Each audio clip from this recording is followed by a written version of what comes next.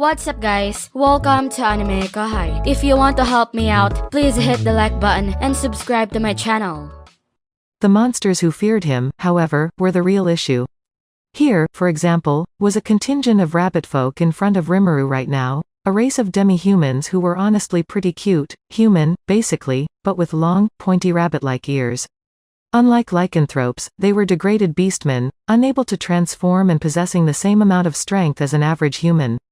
The equipment they had on didn't look too sturdy, either, but they were all gifted in the detect danger skill, which was a must to survive in the forest of Jura. Rimuru's own cutesy exterior must not have fooled them at all. Thank you for inviting us here today. Dealing with someone who was petrified of you was kind of tough. Some of the rabbit folk were visibly quaking, so they had to calm them down before they could begin. Very well, Echoed Rigurd's voice. you are hereby granted an audience with our ruler, the great demon lord Rimuru. Lift your head up. The rabbit folk leader didn't move. Or maybe he couldn't. This darling little slime was simply too much of a threatening presence to look in the eye, not that Rimuru had eyes. But that wasn't the issue. Rimuru didn't want to oversee a reign of terror with these guys, he wanted a frank and open relationship. But to races like this, a demon lord who looked wimpy on the outside was nothing short of horrifying. Too much of a gap, I suppose. We had worked hard with guys like these, earning their support for our transportation and logistical efforts all over the forest. Maybe it wasn't possible from the outset, but I really wished I could interact normally with them sometime. The halflings and kobolds were like this when I first launched the Federation, although the kobolds started trusting us once we agreed to let them continue their merchant trade. Kobe, their representative, and I were old war buddies by now, constantly sharing potential business leads with each other. These rabbit folk were equals to me, and so was every other weaker race in the forest. I'd just have to stick to my guns and try to explain that I didn't value my citizenry strictly on their ability to fight. Maybe they wouldn't believe me at first, but we could work it out. So Rimuru sat, looking at the twitching ears of the rabbit folk kowtowing to him. There is nothing to fear. Sir Rimuru is a fair, generous leader, one who says he will treat everyone in his domain as equal. Please, feel free to share a few words with him. Intoned Rigurd. The representative finally held his head up. He was young and fairly handsome, but there were deep rings under his eyes. Out of overwork or nervousness? Oh great demon lord Rimuru, please accept the sincere loyalty of the rabbit folk. Rimuru gave him a firm nod. It seemed to relieve the guy. Rimuru could practically see a literal weight lift from his shoulders. See? Rigurd beamed. I told you, there is no need to be nervous. I've actually brought my daughter along, but she got so restless once we entered town. I'm afraid I've lost sight of her. Yes, the whole town's in a festival frenzy right now. I can imagine a young girl would let her curiosity get the best of her. Ah, this is so embarrassing. I let her out of my sight for a single moment, and she runs away to who knows where. I had wanted to leave her behind in the village, lest she offend Lord Rimuru, but she insisted. This leader must have been panicking about his daughter causing some kind of ruckus in town. So all those nerves weren't just from being in awe of me? That's good to know. I didn't want the weaker races any more scared of me than they already were. But a young rabbit folk girl, a pretty lass with rabbit ears would be a sight to see, I bet. Hopefully I'd get a chance. As Rimuru thought over it, he began speaking a bit more honestly than he perhaps should have. If she's that curious, then she must be taking in all the trends and different things around here, isn't she? I bet she'll make a wonderfully reliable successor to you. The direct compliment from Rimuru visibly moved the leader. Such kind words, my lord. If I have the chance, I would be delighted to introduce my daughter Frema to you. The leader bowed to Rimuru. It seemed like they had broken the ice a little. Rigurd then briefed him on political matters a bit, and they agreed on the spot that the rabbit folk were officially part of Rimuru's domain. The leader bowed several times again before finally leaving the altar. Hopefully, Rimuru thought as the next visitor was brought to him, this'll show people that he's not such a scary guy. This visitor kneeled before him, turning an eye toward the other monsters seeking an audience. Rimuru knew this guy. It was Abel, Gabil's father and chief of the Lizardmen. Seeing Abel reminded Rimuru of the good old days, or it would have, if Abel didn't look virtually like another person by now. He had transformed into a square-jawed warrior in the prime of his life. Giving him a name must have evolved him to this point, to a dragonute, one far closer to humanoid than before. Gabil sure didn't change that much, but Sokka had gone almost entirely human, so maybe it depended on what the individual wanted. It has been far too long since we last spoke, Sir Rimuru. It pleases me greatly that you have risen to Demon Lord, the status of Demon Lord, and all of us are. Gabil was acting oddly stiff. He was probably more on the worship side of matters. Gabil himself said demon lords weren't that worth freaking out about. He already should have known what I was like, so why all the nerves? Rimuru tried to be informal with his response. Hey, Chief, good to see you again. No need for the formalities here. We're all part of the same federation, right? Keep up the good work. Benimaru snickered, and Shuna sighed at Rimuru, but he didn't care. It is not that simple, Sir Rimuru. As a demon lord, you have grown into something extraordinary. You are not only our lord, but the de facto ruler of the entire forest of Jura. As always, Gabil was too serious for his own good. But that's what Rimuru liked about Gabil. Alright. There aren't any other races in this chamber we're in right now. You don't have to be all nervous. Your son, Gabil, is working hard under my leadership. He's become a full-fledged part of my administration. I couldn't have done this without him.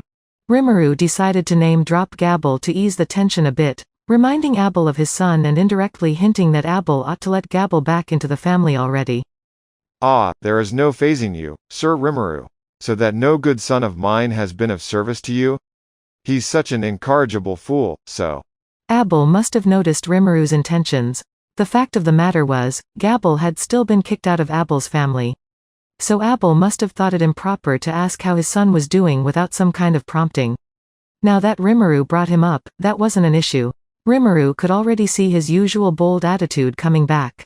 Incorrigible? Hardly. I'm having him lead our research and development department, and he's doing an excellent job for me. Aren't you, Gabil? What? Ah, yes. Gabil, meanwhile, was frozen solid through all this, blushing all the way back to his ears. And when he was suddenly expected to join the conversation, his voice cracked. That stupid kid of mine. As Gabil continued to work himself into a panic, Rimuru unleashed just a little bit of Lord's ambition. That was enough to turn everyone's attention back to Rimuru. Gabil, Chief of the Lizardmen. Though I may be Demon Lord, I request your continued support as a member of my federation. It shall be done. By the name you've given me, I will never forget my allegiance to you. Gabil bowed down, head nodding deeply at Rimuru. Gabil was the classic noble warrior, and he looked the part, even in this strictly formal setting. Rimuru nodded back, then glanced at the still panicking Gabil. He can be so dense sometimes. I guess he didn't see what that glance meant.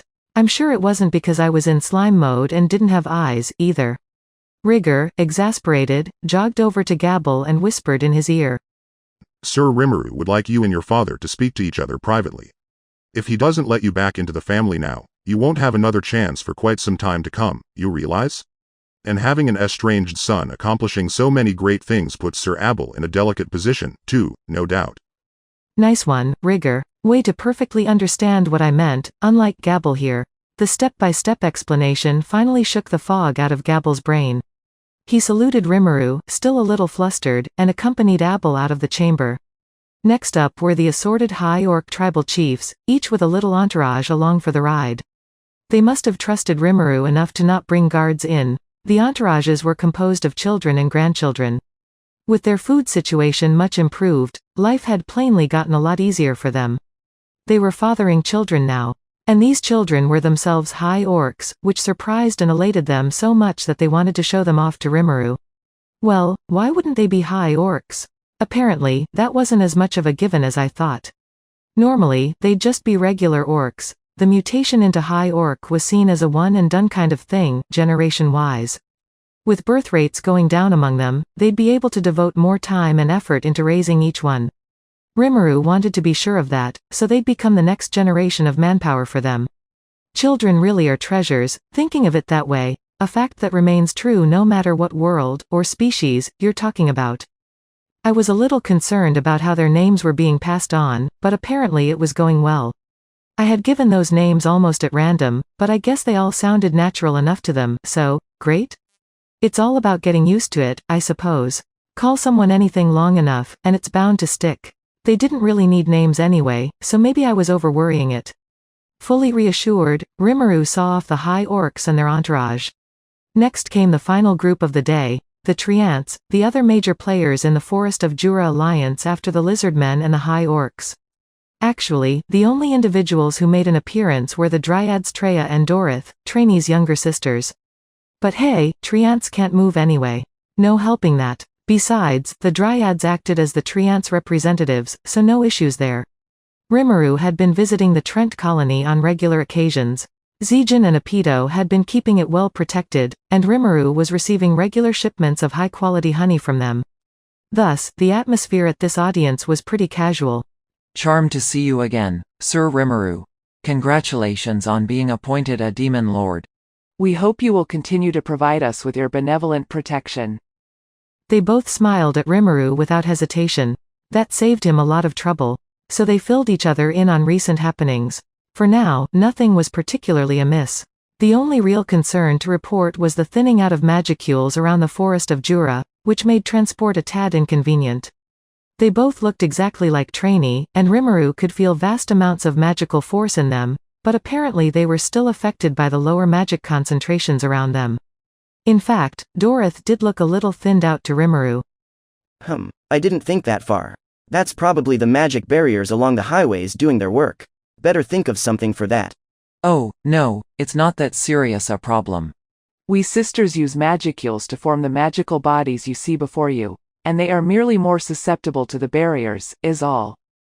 But outside of that, Sir Rimuru, we have important matters to discuss. That's it for this video, guys. Thank you for always watching my videos and supporting my channel. Shout out to James Yap, Stratus Lampro, Ashley Lobo, Shukran, 62 Sheikh Sad, Luke Devilox, Maori Man, Kila Kitske, Yusef BTR, and last but not the least, shout out to Rimuru the True Demon Lord.